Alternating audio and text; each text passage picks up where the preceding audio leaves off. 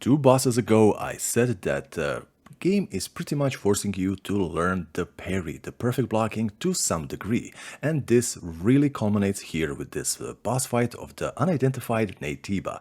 Now, you are gonna be bringing a little bit of patience because there's going to be a little trick to make this boss fight a heck of a lot easier. And before I even think about asking you to click that like or subscribe button for me, I just ask that you perhaps give me a chance to earn that from you.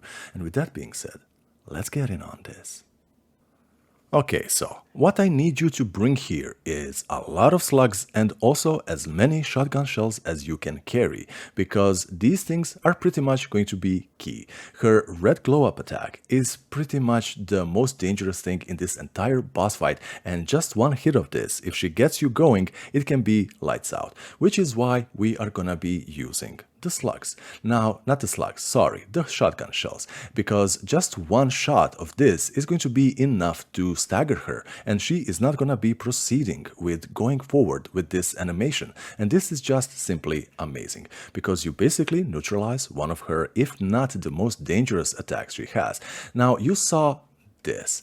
Once she gets up in the air and you have these little homing lights going after you, again, these little things serve as a distraction from the main boss. Not the main boss, from the boss. Because while they are flying, the boss is actually preparing something else. Once the lights are off the screen, you need to jump. And if you jumped too early, just double jump yet again, because this comet type attack is gonna be coming down instantly. When you see this attack, you should move away as further as possible and going to the side as well, because this is meant to obscure your vision. Now she can either jump yet again or do any other attack that is pretty much going to be in a straight line. Now, to make your shotgun shells last a little bit longer, once she does the glow up attack, if you feel like you have enough distance between you and her, you can simply start running backwards. And this is going to be enough, because not every time do you actually need to damage her. The shotgun shells aren't about damage, it is about interruption. When it comes to these attacks, well, at least that. Her normal slashing attacks are actually very easy to parry. They do not have any type of crazy, erratic type of animation. And when the boss fight reaches this, simply take out these three little lights. Otherwise, you're gonna be dealing with this really annoying attack of light pillars. And not only will this make you skip that type of attack, it's also going to be staggering the boss, leaving him open for a really devastating attack.